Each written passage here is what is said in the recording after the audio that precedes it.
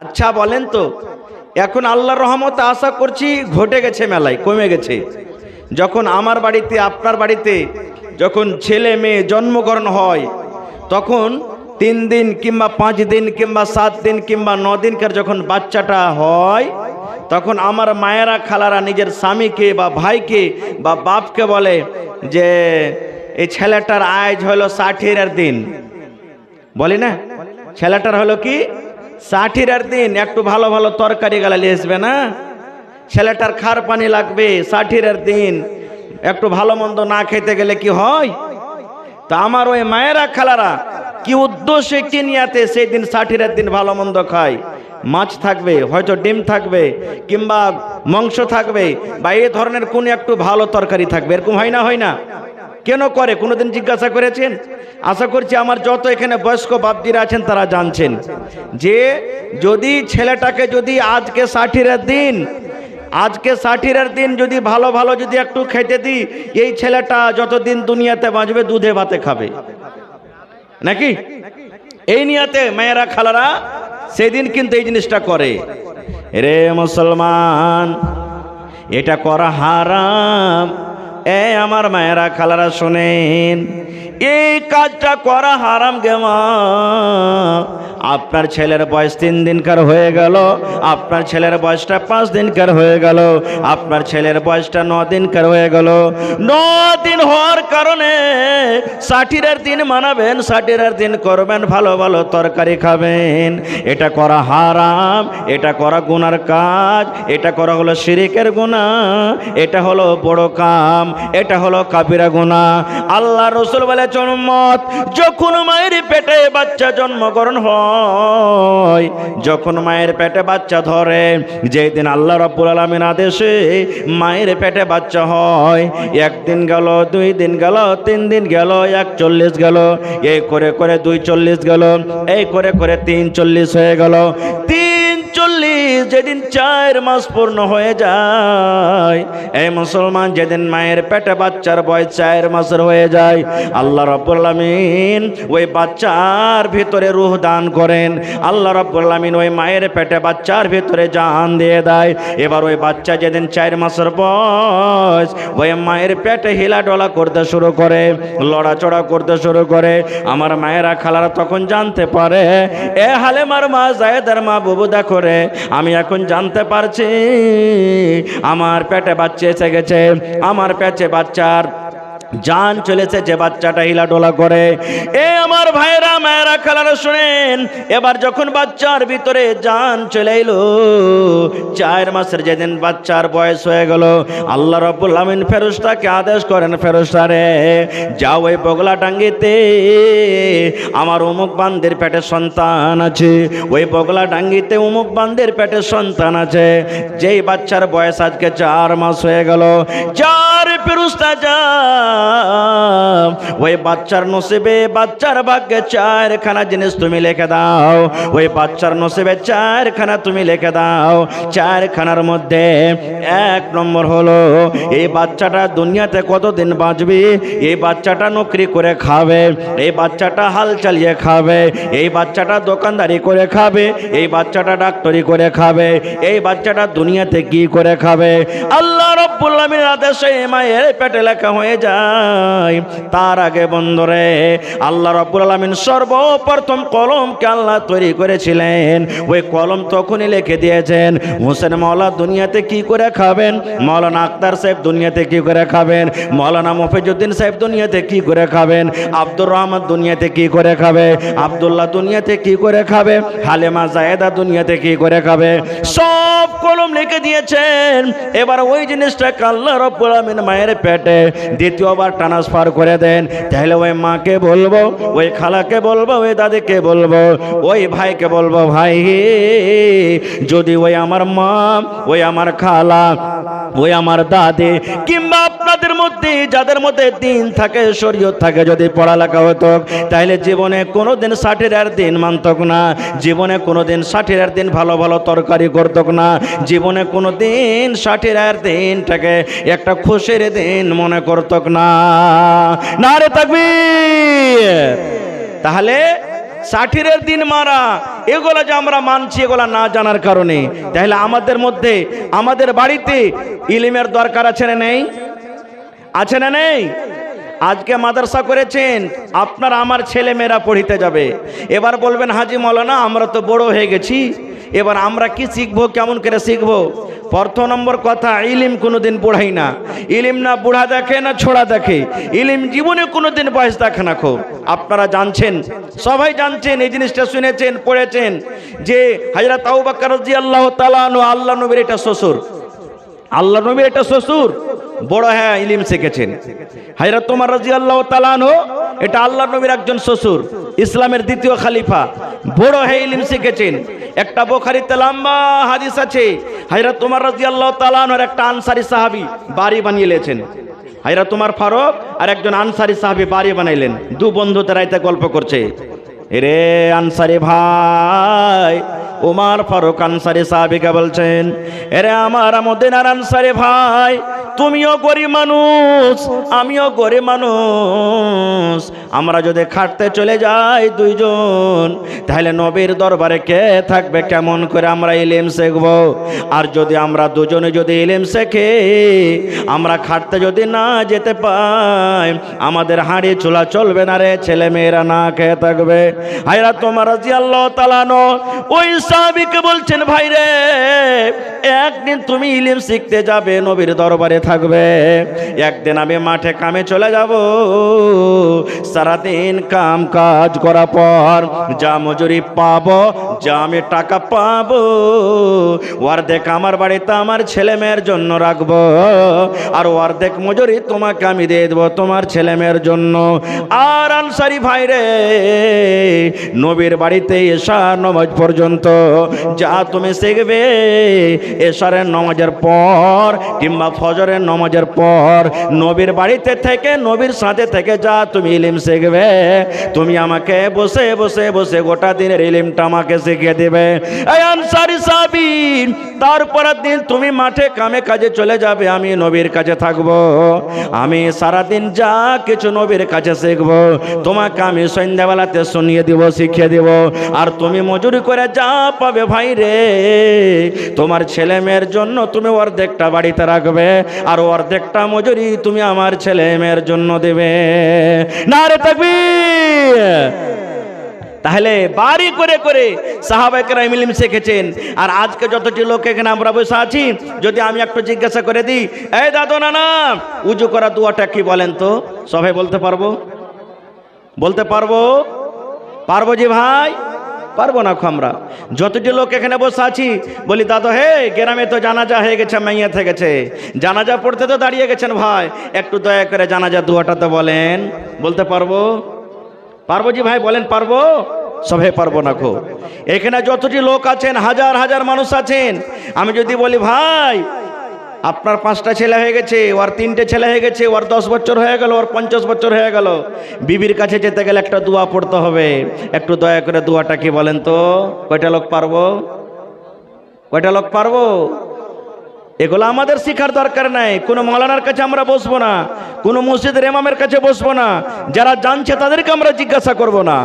ভাই মুসলমান, বিবির কাছে যাবেন, যদি আপনি দোয়াটা না পড়েন কতখানি আপনার নোকসান হবে জানেন, ক্ষতি হবে।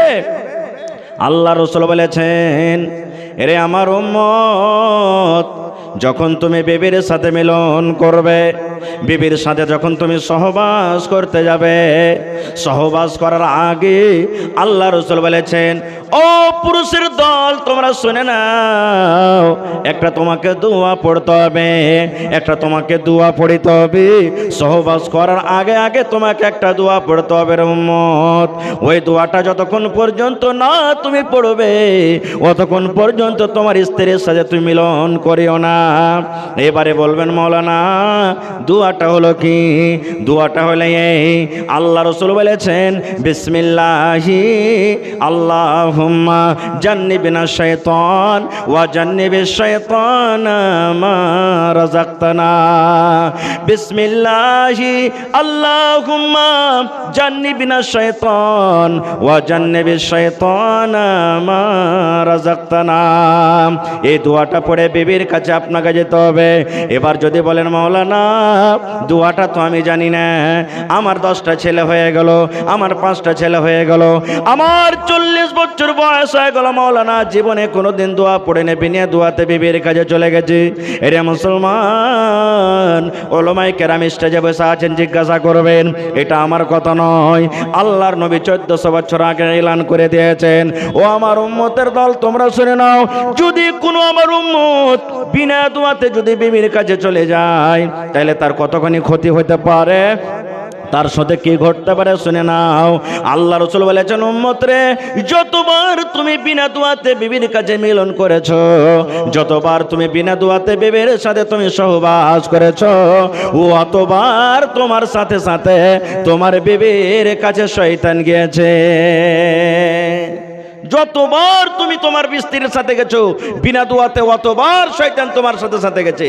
এবার বলেন, আপনার আমার স্ত্রীর দিকে যদি একটা অপর বেটি ছেলে একটু খালি মুচকি মেরে হেঁচে দেয়, কাইলে হ্যাঁ বোরকা পঞ্চায়েতে বসিয়ে দেবো, তারপরে আর বলবে এই শালার বেটা শালা আমার স্ত্রীর দিকে নজর করেছে, ওকে জরিমানা করব, কত মায়ের পিঠ দাঙ্গা ফাসাদ হবে।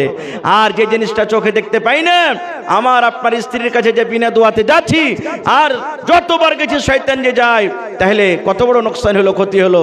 এই জিনিসটা কোথায় আপনি শিখবেন, কার কাছে শিখবেন? একটা মাওলানার কাছে, একটা মাদ্রাসাতে আপনি শিখবেন। তাহলে মাদ্রাসার দরকার আছে না নেই? আগেকার দেখবেন আমার মায়েরা খালারা, এখন তো আল্লাহর রহমতে বানাত হয়েছে, মাদ্রাসা হয়েছে, পড়ালেখা করে মেলে আল্লাহর রহমতে সুধরে গেছে। না হলে আগেকার মা খালারা, আমরা যখন ছোট ছিলাম আমাদের মায়েরা আমার সাথে করেছে, আপনাদের সাথে করেছেন। যখন রাতের বেলাতে যখন পেশাব করতে যখন উঠেছি, তখন মা খালার একটা দোয়া শেখাইতো, এই পড় রে, দোয়াটা পড়। কি দোয়া? তুই রাইতে মুইতে দিচ্ছিস, পেশাব করছিস, দোয়াটা পড়। দোয়াটা পড়তে গেলে তুই পেশাব করবি না। কি দোয়া? 1 বাত্তা 2 বাত্তা 3 বাত্তা, ঘর সত্তা বাহির মত্তা। পড়তো না পড়তো না বলেন? যদি ছেলেটা যদি নিন্দের চোখে না পড়তো, মরা বিছানা মুছে পড়বি না। 1 বাত্তা 2 বাত্তা 3 বাত্তা, ঘর সত্তা বাহির মত্তা। এটা হাদিসের কথা। রে সুবহানাল্লাহ। ওই মা যদি পড়ালেখা থাকতো, ওই মা যদি আল্লাহর কোরআন পড়তো, নবীর হাদিস পড়তো, ওই মা যদি মাদ্রাসাতে পড়ালেখা করতো, তাহলে ওই মা জীবনে বেটাকে 1 বাত্তা 2 বাত্তা শেখাতো না। ওই মা বেটাকে বলতো, বেটা রে, আল্লাহর নবীর হাদিস আছে রে বেটা, যখন তুমি পেশাব পায়খানাতে বসবে, পেশাব পায়খানাতে যাবে রে তখন তোমাকে এই দোয়া পড়িতে হবে, বিসমিল্লাহি আল্লাহুম্মা ইন্নী আউযু বিকা মিনাল খুবুসি ওয়াল খাবাইস। এই দোয়া ওই মা শিখাতেন। আরে ভাই, ইলমের কতখানি মর্যাদা পাওয়ার জানেন? মানুষ তো মানুষ, সুবহানাল্লাহ। শয়তানও খুব বড় আলিম ছিল। বলবেন কেমন করে যে মাওলানা? বাস আমি ওয়াজ করব না আজ আপনাদের সামনে, আল্লাহ বাচ্চা রাখে ইনশাআল্লাহ বিষয় নিয়ে বলবো। একটা হাদিস আর বলে দিই আপনার সামনে। আল্লাহ নবীর জামানাতে বাইতুল মাল জমা হইতো। বাইতুল মাল বুঝেন? বাইতুল মাল সরকারি মাল, যেমন জাকাতের মাল হলো, যাও হলো, কিশমিশ হলো, খাজর হলো, এগুলা বাইতুল মাল সরকারি মাল জমা হইতো। আজ থেকে 10 বছর 15 বছর আগে মাঠে যদি ধান কেটে যদি আপনারা ফেলে রেখেছেন তো জোগাতে হইতো নাকি? জোগালছেন না জোগাননি বলে? এখন তো আল্লাহর রহমতে চোর কমে গেছে নাকি? হ্যাঁ, তো বাইতুল মাল জমা হয়ে গেছে। বুখারী শরীফের হাদিস। আল্লাহ রাসূল আপনারা যেমন বসে আছেন, সাহাবীরা কে বলছেন, হ্যাঁ গো, এই বাইতুল মালের পহরাদারি কে করবে তোমাদের মধ্যে আজ রাত্রে বলো তো? তা আবু হুরায়রা রাদিয়াল্লাহু তাআলা আনহু একজন সাহাবী, ওর নাম আসল হলো আব্দুর রহমান, কিন্তু হাদিসের পাতাতে আবু হুরায়রা।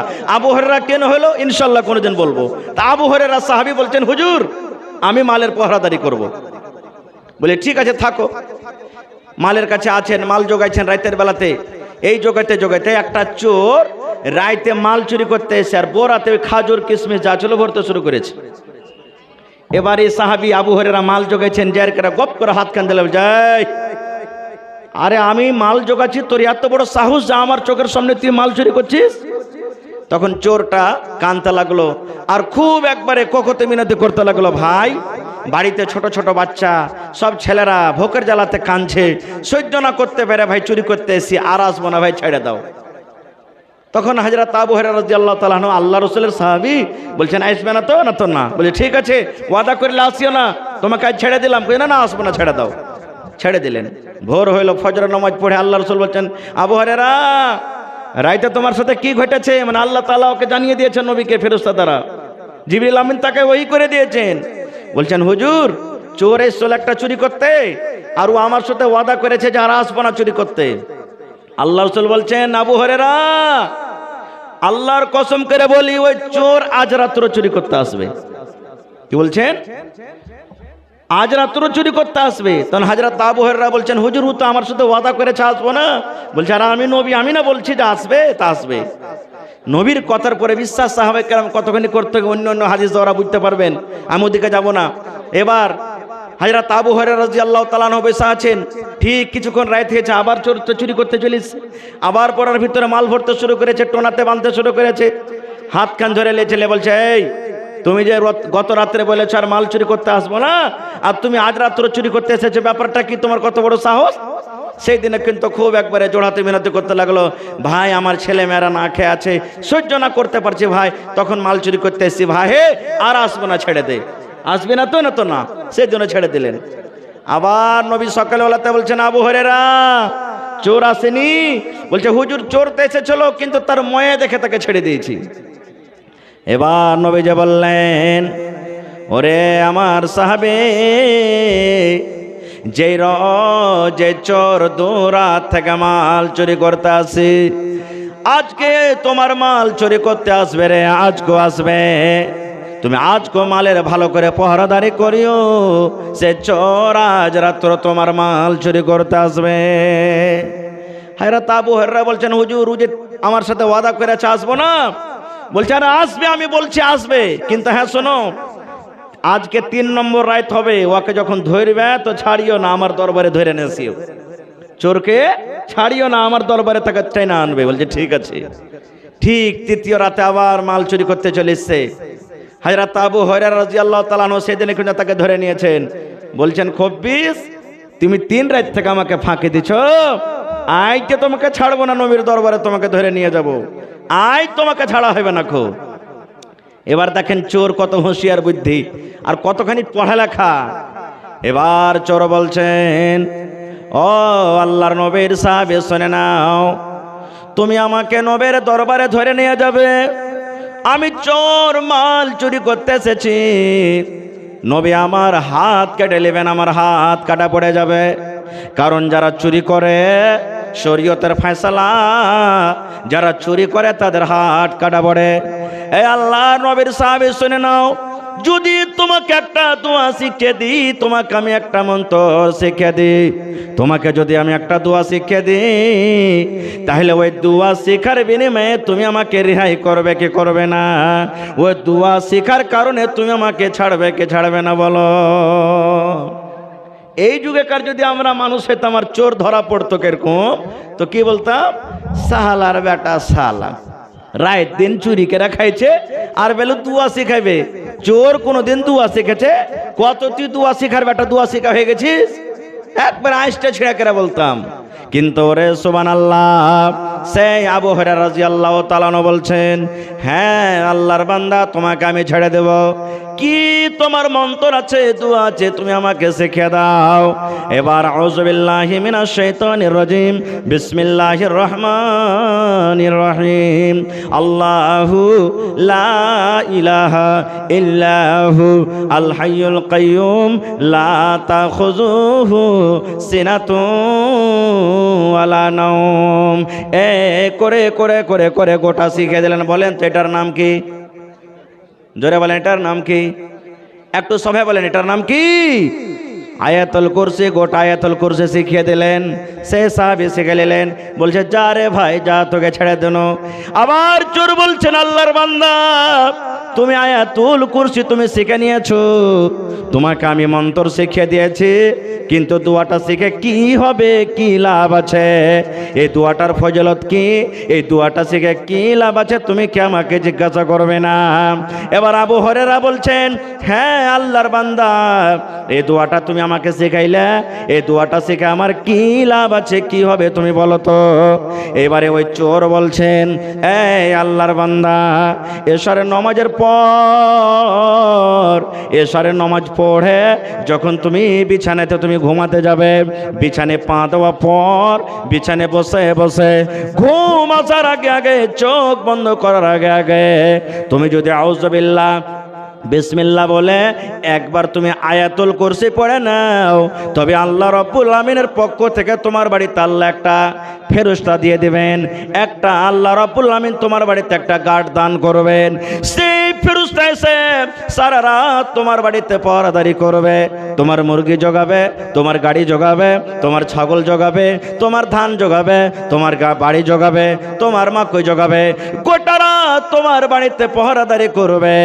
ফজর পর্যন্ত কোনো চোর তোমার বাড়িতে চুরি করতে পারবে না। কে শিখালেন এটা? এটা কে শিখালেন? শয়তান। কে শিখালেন? চোর একটা শিখালেন। সুবহানাল্লাহ, মাল চুরি করতে এসে। এবার হযরত আবু হুরায়রা রাদিয়াল্লাহু তাআলা আনহু শিকার পরে বলছেন, যা ভাই যা, তুই এত দামি দোয়া শিখিয়ে দিলি আমাকে, যা তুই বাড়ি চলে যা। চলে গেলেন। ভোর হয়েছে, আল্লাহ রাসূল বলছেন, আবু হুরায়রা, চোর চুরি করতে আসেনি? বলছে, হুজুর চোর তো এসেছিল চুরি করতে। তো রাসূল বলছেন যে তোমাকে যে বলেছিলাম ধরে নিয়ে আসতে, কই? বলছে, হুজুর একটা আমাকে দোয়া শেখালছে, তো আমি ওকে ছেড়ে দিয়েছি তার বদলাতে। বলছে, কি দোয়া? এবার আবু হুরায়রা বললেন, আল্লাহ রাসূল গো, ওই চোরকে ধরে আপনার দরবারে নিয়ে আসছিলাম।